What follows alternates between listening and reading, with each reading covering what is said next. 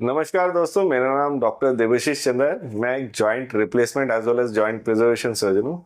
आज का जो ये टॉपिक मैं लेके आया हूँ वो है हिप रिप्लेसमेंट सर्जरीज पर। हिप रिप्लेसमेंट से रिलेटेड बहुत सारी क्वेरीज और क्या होती है सर्जरी, उसके बारे में मैं डिटेल में आपको समझाऊंगा। पर समझाने से पहले मेरी एक रिक्वेस्ट है, अगर आपको ये वीडियो अच्छा लगे तो do like and share it and do subscribe my channel. बहुत सारे ऐसे इंटरेस्टिंग वीडियोस हैं जो सर्जरी से रिलेटेड हैं या नॉन सर्जरी से रिलेटेड हैं। आप उन्हें लाइक एंड शेयर करेंगे तो बहुत समय हो सकता है कि आपके किसी फ्रेंड या फैमिली मेंबर को अगर उसकी ज़रूरत हो तो आप उसको बता पाएंगे कि सारी नॉलेज कहाँ से डाउनलोड करनी है। आज के इस वीडियो का सबसे इम्पोर्टेंट चीज़ है कि हिप रिप्लेसमेंट से रिलेटेड सारी क्वेरीज के मैं आंसर्स इसमें देने वाला हूँ। बहुत सारे सवाल होते हैं कि हिप रिप्लेसमेंट सर्जरी से लोग डरते हैं, उसके बारे में पूछने से डरते हैं या उसके बारे में डिस्कस करने से भी कभी कभी डरते हैं। तो वो सारे सवाल मैं इस वीडियो में डिस्कस करने वाला हूँ। पहला सवाल जो है कि हिप रिप्लेसमेंट सर्जरी होती क्या है। देखिए, जिस तरह हमारे बॉल एंड सॉकेट जॉइंट्स होते हैं, अगर वो किसी कारण से सही से काम ना करें, मतलब कि जॉइंट्स काम ना करें, सोचिए दरवाजे का हिंज है वो सही से काम नहीं करता, तो आप क्या करते हैं, उसे रिप्लेस करते हैं, उसकी ऑयलिंग करते हैं या रिप्लेस करते हैं। बॉडी के अंदर जो जॉइंट्स होते हैं वो अगर खराब हो जाए तो उनको ऑयल करना पॉसिबल नहीं होता, इसलिए उनको रिप्लेस करने की जरूरत होती है। अगर हम उन्हें आर्टिफिशियल जॉइंट से रिप्लेस कर देते हैं, आर्टिफिशियल मेटल या प्लास्टिक के जॉइंट्स होते हैं, मेटल सिरेमिक या प्लास्टिक के जॉइंट्स होते हैं, अगर हम उनसे इनको रिप्लेस करते हैं तो उसे हम हिप रिप्लेसमेंट सर्जरी बोलते हैं। हिप रिप्लेसमेंट सर्जरी कौन सी कंडीशंस में की जाती है? हिप रिप्लेसमेंट सर्जरी सबसे इंपॉर्टेंट दो कैटेगरीज हमारी एकदम कंप्लीटली डिफरेंट है। एक है एक्यूट केसेस में, एक है क्रॉनिक केसेस में। एक्यूट मतलब कि अगर फ्रैक्चर अराउंड द हिप हो जाए, हिप का बॉल टूट जाए एक पर्टिकुलर एज के बाद, जैसे 30, 40, 50 या 60 की एज के ऊपर जाके ये फ्रैक्चर हो जाए। इस तरह से फ्रैक्चर हो कि बॉल के मल्टीपल टुकड़े हो गए या सिंगल टुकड़ा हो गया है, और 65 हो जिनमें कि ये जुड़ने के चांसेस बहुत रेयर हो जाते हैं, तो उन केसेस में हम लोग इसको रिप्लेस करते हैं। ये हो गया acute condition. Chronic condition, chronic मतलब कि बहुत सालों से चलने वाली कुछ ऐसी प्रॉब्लम्स है जिनमें कि हिप खराब हो जाए, जैसे avascular necrosis of hip. Hip की ब्लड सर्कुलर सप्लाई जो है वो बंद हो गई है, जिसके कारण हिप का बॉल श्रिंक कर गया है। श्रिंक करते करते उबड़ खाबड़ हो गया और ओवर द टाइम वो बहुत पेनफुल हो गया है।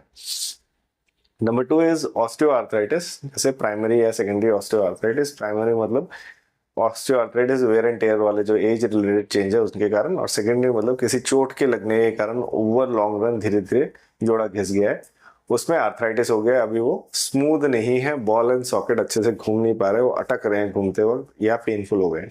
ऐसी कंडीशंस में हम हिप रिप्लेसमेंट सर्जरी करते हैं।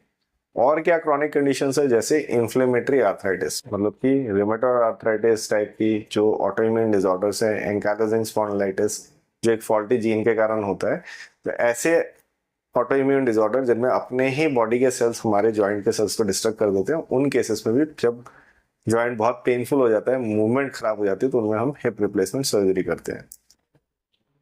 इसके अलावा भी बहुत सारे इंडिकेशंस हैं जिनमें कि हम हिप रिप्लेसमेंट सर्जरीज करते हैं, जैसे ब्लड डिस्क्रेसियाज हो गए, पोस्ट ट्यूबरकुलर इन्फेक्शन ठीक हो गया है, सेप्टिक आर्थराइटिस बचपन में हुआ था, या डेवलपमेंटल डिस्प्लेशिया मतलब कि बच्चे की ग्रोथ इस तरह से हुई कि हिप का बॉल एंड सॉकेट अपनी जगह से दूर चला गया और एज आने के बाद पेनफुल लिम्प पेशेंट को आ गई है। अब एज के साथ हम उसको रिप्लेस करते हैं रादर देन बचाने की कोशिश करेंगे।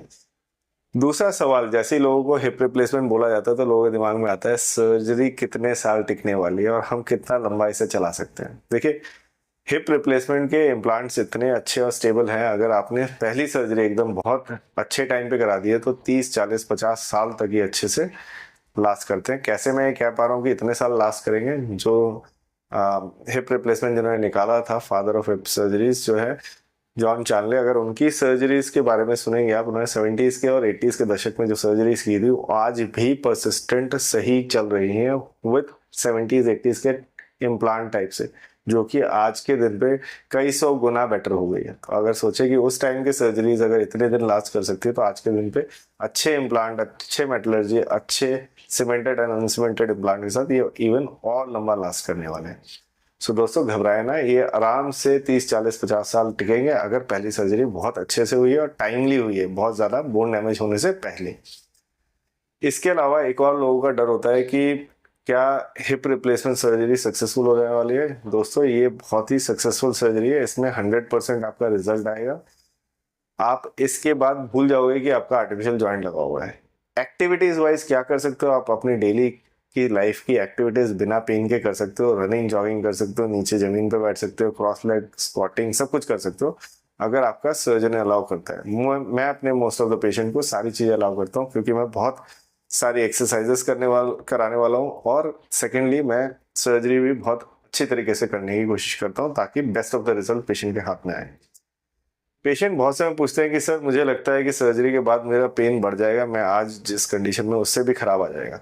देखिए, ये ऐसी वाली बात पेशेंट मुझसे पूछते हैं कि मैं इसका एग्जांपल देके आपको समझाना चाहता हूँ। गाड़ी का टायर घिस गया है, पूरा टेढ़ा मेढ़ा रिम हो गया है, और आप गाड़ी चलाने की कोशिश कर रहे हैं, झटके मार रहे हैं, गाड़ी उछल रही है, बहुत दिक्कत दे रही है, और उसके बाद आपने एक मैकेनिक के पास जाके उसको टायर को चेंज कर लिया और वो स्मूथ चलने लग गई, और आप मैकेनिक को बोलते हैं कि भाई साहब ये जो जैसा चल रहा है इससे भी खराब तो नहीं हो जाएगा।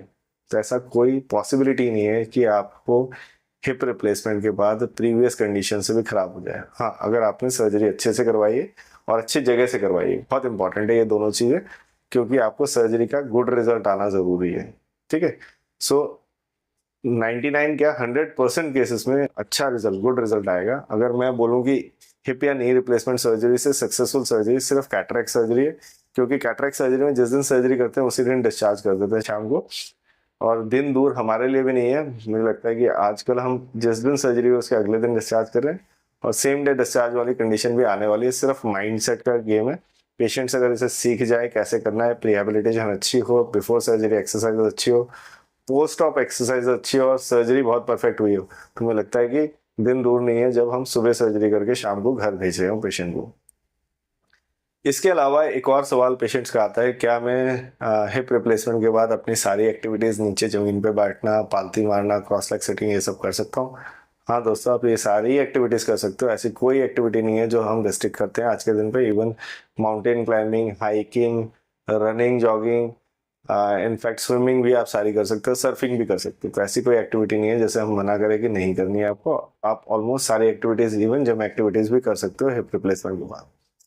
क्या इन एक्टिविटीज को करने से हिप के इम्प्लांट में कोई असर पड़ता है? देखो, अगर आपकी बोन स्ट्रांग है, मतलब कि मैं समझाने के लिए समझाता हूँ कि हमने एक दरवाजा है या ड्रॉयर है जिसकी लकड़ी बहुत मजबूत है, उसमें मैंने बहुत हैवी हैंडल लगाया है, मैं चाहे जैसे भी हिलाऊं उसे, जिस तरह से करूँ, वो टूटेगा नहीं। अगर मेरी लकड़ी नरम हो गई है, सॉफ्ट हो गई है, तो मेरा हैंडल निकल जा सकता है।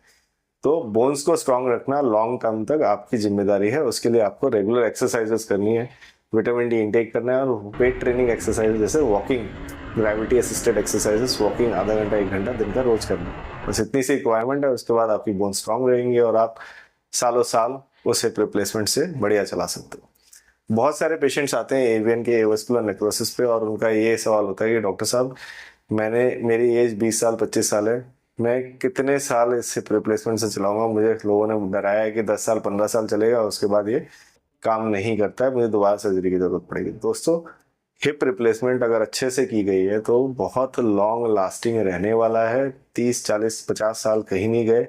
आपकी एज अगर 20 25 साल भी है और इवन ग्रेड 4 383 हो चुका है और आपको फायदा किसी चीज से नहीं मिल रहा है, आप हिप रिप्लेसमेंट कराए, बेधड़क कराए। आज के अनसीमेंटेड इम्प्लांट, सिरेमिक इम्प्लांट्स इतने अच्छे हैं कि सालों साल रहने वाले हैं, और आपको कभी इस पर दिक्कत नहीं आएगी। एक बार आपने सर्जरी करा ली, उसके बाद आपको सिर्फ आराम ही करना है, ऐश करना है, उसके बारे में सोचना नहीं है। मेरे बहुत से पेशेंट्स ऐसे हैं जिन्होंने शादी से पहले ये सर्जरी कराई, शादी के बाद उन्होंने बच्चे तक डिलीवर किए हैं। बहुत सारे ऐसे पेशेंट हैं जिन्होंने एक बच्चा था और शादी के बाद, मतलब हिप रिप्लेसमेंट दोनों साइड के कराने के बाद, फीमेल पेशेंट्स ने they have delivered babies after the surgery as well. तो कोई भी एक्टिविटी में आपकी कोई भी लिमिटेशन नहीं आने वाली है, और गृहस्थी बड़ी करने में भी आपको दिक्कत नहीं आएगी हिप रिप्लेसमेंट सर्जरी के बाद। जहां तक ये है कि आपको कैसे इसको मेंटेन करना है, आप अपने डॉक्टर से लगातार बात करते रहिए, उन्हें रेगुलर चेकअप पे कराएं, दिखाएं। एक और सवाल पेशेंट मुझे पूछते हैं कि सर, हमें हिप रिप्लेसमेंट के बाद कितना फॉलोअप करने की जरूरत है? मुझे लगता है कि देखिए, फॉलोअप बहुत जरूरी है। हिप रिप्लेसमेंट अगर आपने एक बार कराया तो आपको एटलीस्ट साल में या 2 साल में एक बार आपको डॉक्टर को दिखाने की जरूरत है। वो एक्सरे करेंगे, बोन डेंसिटी करेंगे, और आपको कहेंगे सब कुछ ठीक है। ये सुनने के लिए तो आपको डॉक्टर के पास जाना है। मैंने बहुत सारे ऐसे पेशेंट्स देखे जिनके हिप इम्प्लांट्स लंबे लास्ट नहीं किए रहे। उनके कुछ रीजंस मैं बता देता हूँ। पहला तो उन्होंने सर्जरी के बाद डॉक्टर को कभी नहीं दिखाया। सेकंड, उनको इस चीज़ के बारे में कोई अंदेशा नहीं था कि हिप सर्जरी के बाद एक्सरसाइजेस का क्या इंपॉर्टेंस है। थर्डली, उन्हें बोन डेंसिटी को इम्प्रूव रखने के लिए किसी ने कोई गाइडेंस ही नहीं दिया होता है। अब गाइडेंस कहाँ से मिलती है? जब पेशेंट डॉक्टर के पास बार बार जाता है, उनसे पूछा जाए तो वो कहते हैं कि जी हमें तो डॉक्टर ने कहा कि अब कभी आने की ज़रूरत नहीं है। देखिए, मुझे नहीं लगता कि ऐसा कोई डॉक्टर बोलेगा। अगर बोलता भी है तो आप ये समझिए कि अगर आपने एक गाड़ी खरीदी है और उसकी ईयरली सर्विसिंग नहीं कराते हैं या मिलने भी नहीं जाते हैं, तो क्या आपकी वो वारंटी 5 साल की वैलिड रहेगी? मुझे लगता है कि आपको रेगुलर रूटीनली जाके चेकअप कराने की ज़रूरत है। अगर गाड़ी के लिए साल में एक बार या साल में 2 बार जाने की ज़रूरत है, तो मुझे लगता है कि अपनी बॉडी के लिए तो एटलीस्ट साल में एक बार या 2 साल में एक बार जाके यही तो सुनना है कि सब कुछ ठीक है। इतना सुनना भी बहुत ज़रूरी होता है, क्योंकि अगर आपकी ऑस्टियोपोरोसिस की अर्ली एक्टिविटी स्टार्ट हुई है, हड्डियां नरम होनी शुरू हुई है और अभी तक मेजर कोई डिफेक्ट नहीं हुआ है, तो आपको डॉक्टर मेडिसिन एक्सरसाइजेस बता के उसको ठीक कर सकता है। तो इससे आपकी बोन्स स्ट्रांग हो जाएंगे, बोन्स को अच्छे से स्ट्रांग रखा जा सकता है। तो मुझे लगता है कि रेगुलर विजिट डॉक्टर के साथ करना ज़रूरी है। ठीक है। इसके अलावा एक और चीज़ है कि लोग मुझे पूछते हैं कि हिप रिप्लेसमेंट के कॉम्प्लिकेशंस क्या है। देखिए, हिप रिप्लेसमेंट जितना आज के दिन पे एडवांस हो चुकी है, मुझे लगता नहीं है कि इसमें बहुत ज़्यादा मेजर कॉम्प्लिकेशंस के बारे में सोचना पड़ेगा। बट कुछ कॉम्प्लिकेशन डेफिनेटली बहुत अच्छे हाथ में भी हो सकती है, जैसे हिप डिसलोकेशन। पहले कुछ दिन हिप डिसलोकेट ना हो, इसलिए आपको कुछ प्रिकॉशंस जैसे पैरों के बीच में गैप रखना, बैठते खड़े होते हुए क्या करना चाहिए, वो सारी चीज़ें देखने की ज़रूरत है। और फिर जो एक्सरसाइज करके मसल को स्ट्रेंथन करनी है, ताकि मसल्स उस बॉल को अपनी जगह पे रख सकें। नंबर 2 कॉम्प्लिकेशन, कभी कभी हिप रिप्लेसमेंट के बाद पैर लंबा छोटा हो सकता है, क्योंकि हिप की स्टेबिलिटी ऑन टेबल डिसाइड करते हैं। स्टेबिलिटी ज़्यादा ज़रूरी है रेदर देन लंबाई। अगर लंबा छोटा हो गया है तो घबराने की ज़रूरत नहीं है। जैसे पैर अगर थोड़ा सा लंबा छोटा हो गया है तो आप दूसरे पैर को आइदर शू रेज लगा दीजिए। अगर पैर लंबा हो गया, अगर छोटा हो गया तो इस पैर के नीचे शू रेज लगा के दोनों को बराबर कर लीजिए।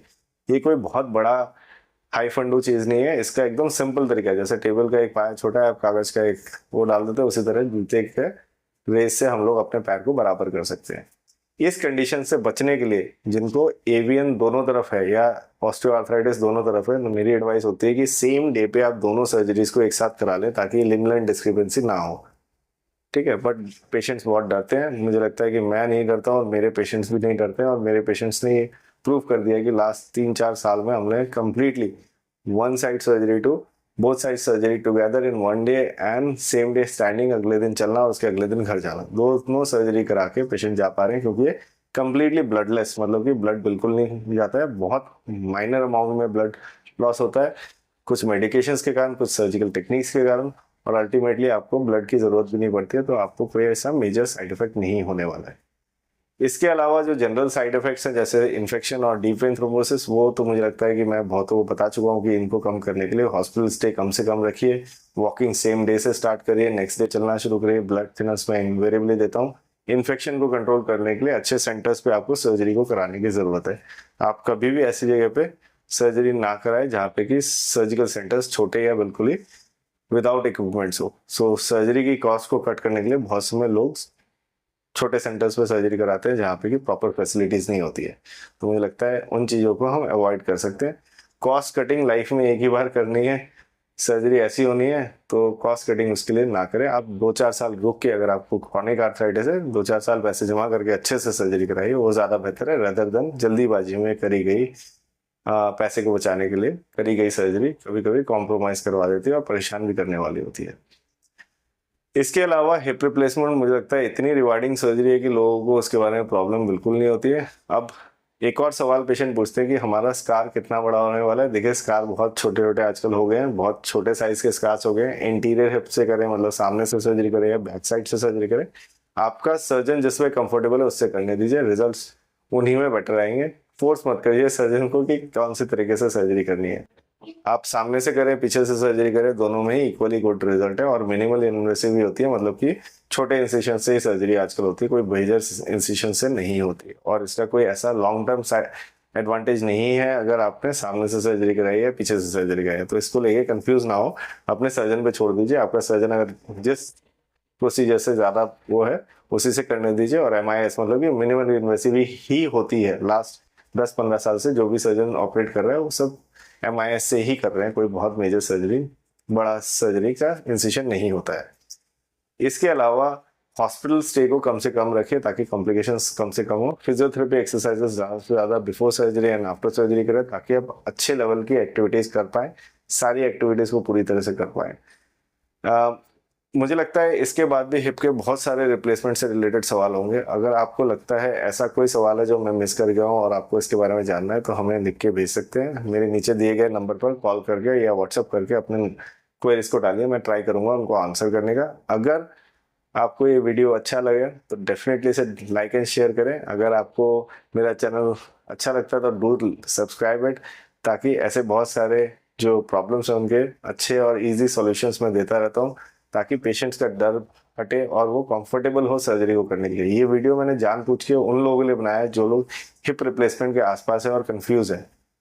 दोस्तों, अगर आपको ये वीडियो से रिलेटेड और भी कोई सवाल है, डू आस्क। पूछने से ही हम बहुत सारे समय सीख पाते हैं। बहुत समय ऐसा होता है कि मेरे को भी ऐसा लगता है कि कभी कोई नया सवाल सामने आता है तो मैं भी उसके लिए ढूंढता हूँ उसका आंसर और उसके बाद पेशेंट को जरूर समझाता हूँ।